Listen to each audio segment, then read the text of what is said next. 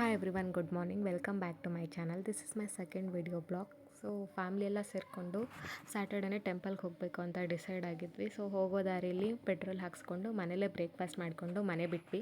ಅಲ್ಲಿಂದ ಫೋಟೋಸ್ ತಕ್ಕೊಂಡು ಆ ವ್ಯೂನ ಎಂಜಾಯ್ ಮಾಡಿಕೊಂಡು ಆ ಮಳೆಯಲ್ಲಿ ಸಾಂಗ್ಸ್ನ ಕೇಳಿಕೊಂಡು ಜರ್ನಿ ಸ್ಟಾರ್ಟ್ ಮಾಡಿದ್ವಿ.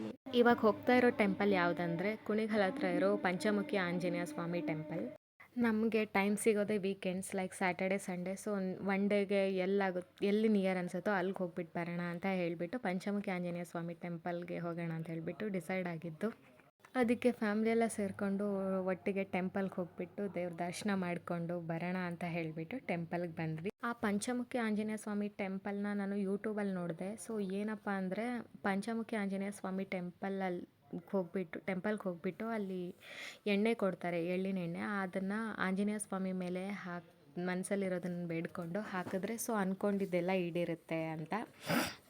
ನನಗೆ ಆಂಜನೇಯ ಸ್ವಾಮಿ ಸ್ಟ್ಯಾಚ್ಯೂ ನೋಡಿಬಿಟ್ಟು ಫುಲ್ ಶಾಕ್. ಬಿಕಾಸ್ ವೀಡಿಯೋದಲ್ಲಿ ನೋಡೋದಕ್ಕೂ ಹೋಗ್ಬಿಟ್ಟು ಡೈರೆಕ್ಟ್ ನೋಡೋದಕ್ಕೂ ತುಂಬಾ ಡಿಫ್ರೆನ್ಸ್ ಇದೆ. ಅಲ್ಲಿ ಆಂಜನೇಯ ಸ್ವಾಮಿದು ಸ್ಟ್ಯಾಚ್ಯೂ ಲೈಕ್ 5 ಫೇಸಸ್ ಇದೆ.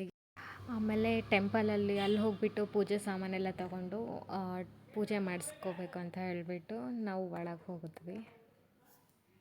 ಬಟ್ ಟೆಂಪಲ್ ಅಂತೂ ತುಂಬ ದೊಡ್ಡದಾಗಿತ್ತು. ಲೈಕ್ 3 ಹತ್ರ ನಾವು ಹೋಗ್ಬಿಟ್ಟು ಕಾಯಿ ಹೊಡೆಸ್ಬಿಟ್ಟು ದೇವ್ರಿಗೆ ಪೂಜೆ ಮಾಡಿಸ್ಬಿಟ್ಟು ಆಮೇಲೆ ಟೆಂಪಲ್ ಕೂಡ ನೋಡೋದು ತುಂಬ ಅಂದರೆ ತುಂಬ ಚೆನ್ನಾಗಿದೆ. ಟೆಂಪಲ್ಗೆ ಹೋದ ತಕ್ಷಣ ಏನು ಅನ್ನಿಸ್ತು ಅಂದರೆ ಎಷ್ಟೇ ಸ್ಟ್ರೆಸ್ ಆಗಿರಲಿ ಅಲ್ಲಿ ಹೋಗ್ಬಿಟ್ಟು ಅಟ್ಲೀಸ್ಟ್ ಏನಿಲ್ಲ ಅಂದ್ರೂ ಅವತ್ತೆಲ್ಲ ಇದ್ರೂ ನಮಗೇನು ಬೇಜಾರಾಗ್ತಾ ಇರಲಿಲ್ಲ.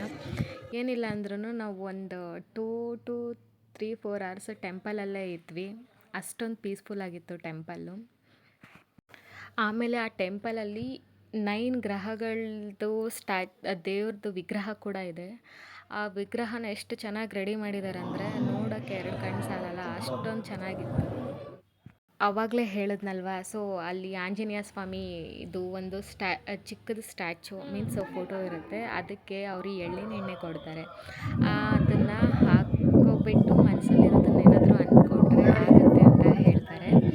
ಮೀನ್ಸ್ ನಾನು ಯೂಟ್ಯೂಬಲ್ಲೆಲ್ಲ ತುಂಬ ಜನರ ಹತ್ರನೂ ಕೇಳಿಬಿಟ್ಟು ಸರಿ ಟ್ರೈ ಮಾಡೋಣ ಅಂತ ಹೇಳಿಬಿಟ್ಟು ನಾವೆಲ್ಲನೂ ಎಣ್ಣೆ ತೊಗೊಂಡು ದೇವ್ರಿಗೆ ಹಾಕಿಬಿಟ್ಟು ಮತ್ತು ಕಾಯಿ ಬಿಡಿಸ್ಕೊಂಡು ಮತ್ತು ಇನ್ನೂ ಒಂದು ಫ್ರಂಟಲ್ಲಿ ಒಂದು ಟೆಂಪಲ್ ಇದೆ, ಆಂಜನೇಯ ಸ್ವಾಮಿ ಟೆಂಪಲ್ಲು. ಅಲ್ಲಿಗೆ ಬಂದ್ವಿ. ಅಲ್ಲೊಂದು ಕಲ್ಲಿನ ವಿಗ್ರಹ ಮೀನ್ಸ್ ಅದು ನೀರಲ್ಲಿ ತೇಲ್ತಾನೆ ಇರುತ್ತೆ, ಅದು ಮುಳುಗಲ್ಲ.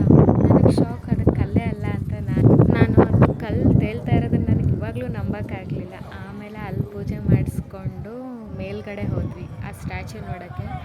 ಮೇಲ್ಗಡೆ ಹೋದರೆ ಫುಲ್ ಗಾಳಿ, ಆ ಸ್ಟ್ಯಾಚ್ಯೂ ಕಾಲು ಮಾತ್ರ ಕಾಣಿಸುತ್ತೆ. ಪೂರ್ತಿ ಎಲ್ಲ ವಿಡಿಯೋ ಮಾಡ್ಕೊಳಕ್ಕಾಗಲಿಲ್ಲ. ಸೊ ಎಷ್ಟಾಗುತ್ತೆ ಅಷ್ಟು ಕವರ್ ಮಾಡೋಕ್ಕೆ ಟ್ರೈ ಮಾಡಿದೆ. ಆಮೇಲೆ ಮೇಲ್ಗಡೆ ಹೋಗಿಬಿಟ್ಟು ಆ ಆಂಜನೇಯ ಸ್ವಾಮಿ ಸ್ಟ್ಯಾಚ್ಯೂ ನೋಡಿಕೊಂಡು ಅಲ್ಲಿಂದ ನಾವು ಜರ್ನಿ ಮಾಡ್ಕೊಂಡು ಬಂದಿದ್ವಿ.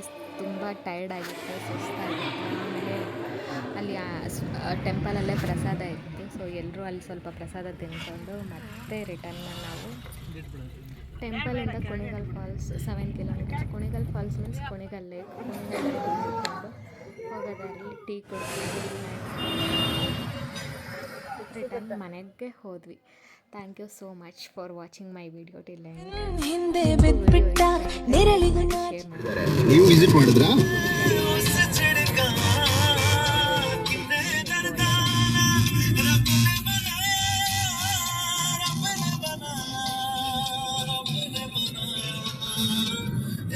सोना क्यों रब ने बना ना सोना।